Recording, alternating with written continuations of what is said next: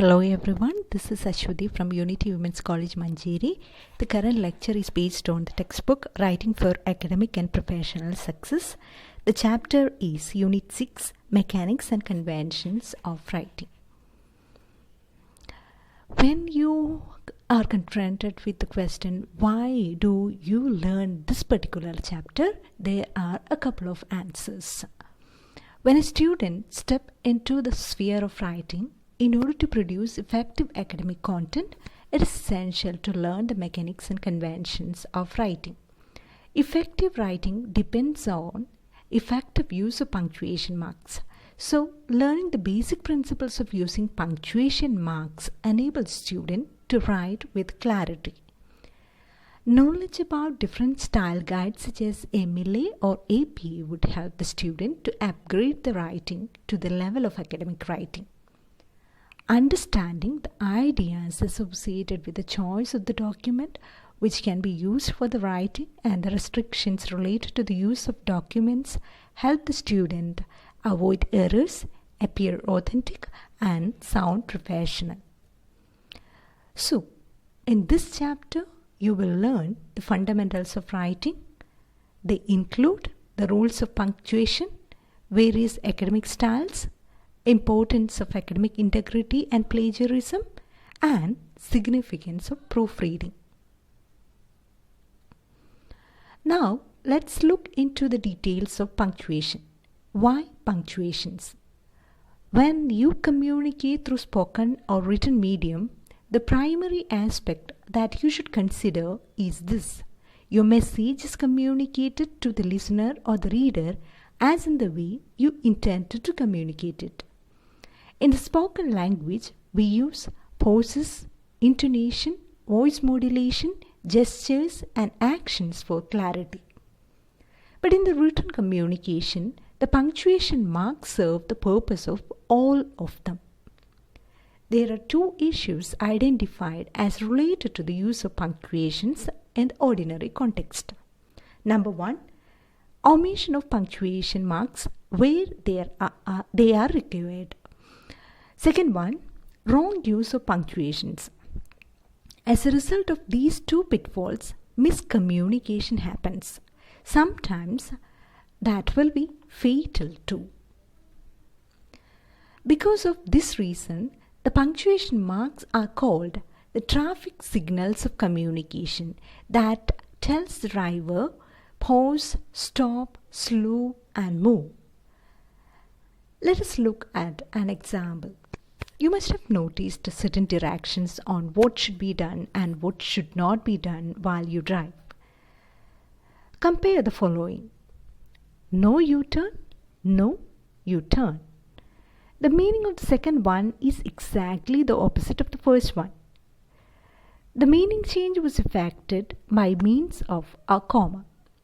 You should imagine what happens if the comma in this direction is missing. The damage might be irreparable. So, the example reinforces the idea that punctuation marks are very essential. Obviously, punctuation marks ensure clarity by modifying the structure of the sentence, by grouping some words, and by separating some words from the other. Now, let's learn a few punctuation marks in detail. The first one is a comma. A comma indicates a shorter pause. It is used to list nouns or coordinating adjectives. It is also used to separate two independent clauses. It is used after an introductory word or phrase and to separate interrupting words and expressions. You could see the examples on the screen. Now comes a semicolon. A semicolon shows a longer pause than a comma and a shorter pause than a full stop or period. A full stop is otherwise called as a period. A semicolon is used to combine two closely related independent clauses, not linked by a coordinating conjunction. But are the examples for coordinating conjunctions. It is also used to separate items in a list when the items are phrases or one of the items include a conjunction or a comma. A semicolon can be used to replace a period if the writer wishes to reduce the gap between linked sentences in a paragraph. In short, a semicolon combines clauses, separates phrases, and replaces a period. Another important thing to note is that if the word however comes after a semicolon, it must be followed by a comma. Now comes colon. It is used to separate two independent clauses when the first introduces the second. In addition to this, colon is used to introduce a list and a quotation. You could see the examples on the screen. Now comes quotation marks. A double quotation mark is used to present material taken from a source. It is also used to set off essays, journals, and magazine articles. A single quotation mark is used to introduce a word, phrase, or a technical term. It is also used to place a quote within a quote.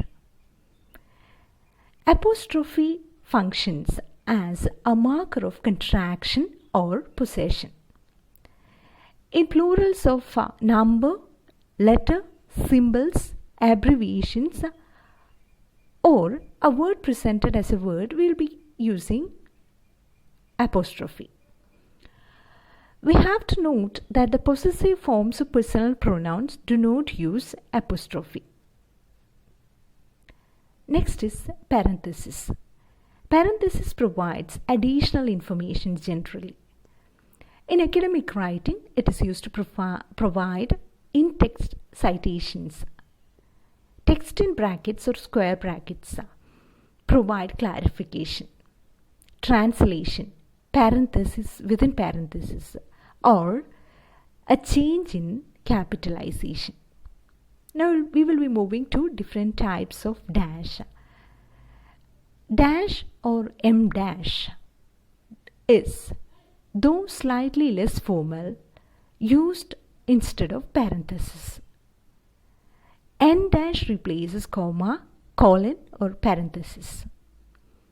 A hyphen is generally used in many compound words. The rule is that the compound adjective is hyphenated if it is used before nouns. In compound numbers less than 100 and in words with prefix, hyphens are most likely to be used. Next is period. A period indicates finality. It falls at the end of the sentence. An ellipsis or omission is marked with 3 periods. A period is usually placed outside the parenthesis if a sentence ends with parenthesis. Period is used with lowercase and mixed case abbreviations. Finally comes capitalization. It refers to the use of uppercase at the beginning of a sentence, at the beginning of names, or at the beginning of all the main words in a title. Proper nouns, days, months, etc. are usually capitalized. Now we are shifting to the second section, academic style. It refers to the stylistic regulation followed in academic writing as per the prescriptions of different style manuals. There are many style manuals such as MLA, Modern Language Association Style Manual, APA, American Psychological Association Style Manual, Chicago Style Manual, etc. The selection of style manual depends on the discipline.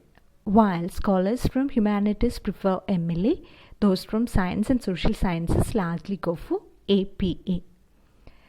These style manuals are utilized for 2 types of documentation: parenthetical documentation or in-text citation and for references or bibliography. MLA Style Manual provides guidelines on the following aspects: text formatting, tables and illustrations, running head with page numbers, plagiarism and academic integrity, placement of the list of works cited, paper and printing, margins, heading and title, electronic submission, corrections and insertions on printouts, and binding a printed paper. If you prepare a paper based on APA style, it will contain the following sections: title page, abstract, introduction, method, result, discussions, references, and appendices. Examples for different citations are given as follows. I recommend you to read the style manuals to have a more detailed understanding.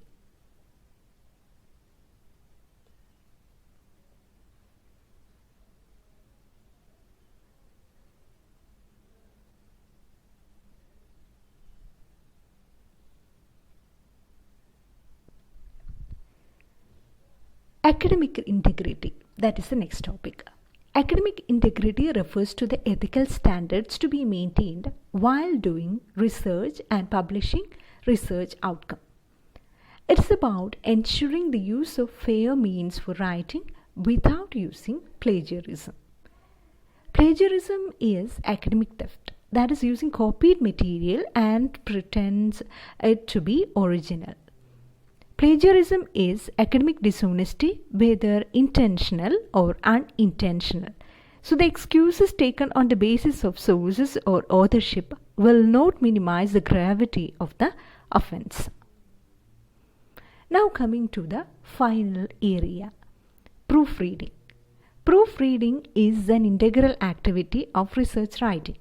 While doing proofreading, we will have to check to avoid spelling errors, construction flaws of sentences, inapt vocabulary, improper paragraph structure, failure to write thesis statement, and plagiarism.